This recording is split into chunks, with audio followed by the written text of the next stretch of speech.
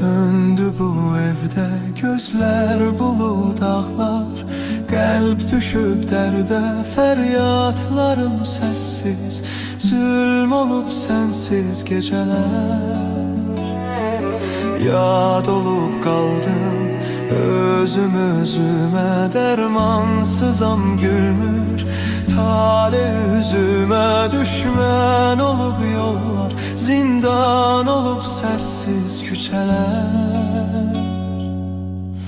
Elaçsız halım perişan,